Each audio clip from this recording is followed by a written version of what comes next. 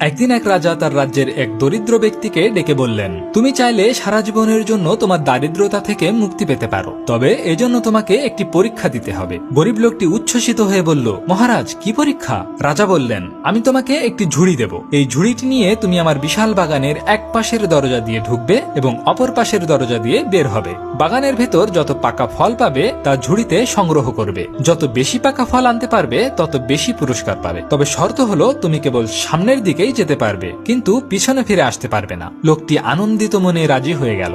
লোকটি বাগানের ভেতর প্রবেশ করলো।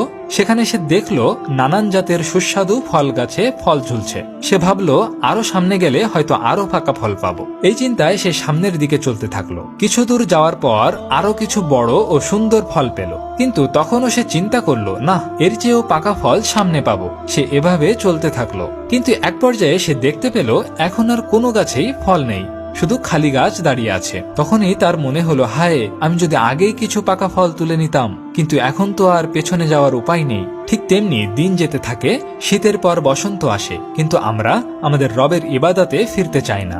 অথচ একদিন জীবনের শেষ প্রান্তে পৌঁছে যাব, যেখানে তওবা করার সময় থাকবে না। গল্পটি ভালো লাগলে অবশ্যই সাবস্ক্রাইব করুন এবং আমাদের অনন্ত পথ চলার সঙ্গী হয়ে যান।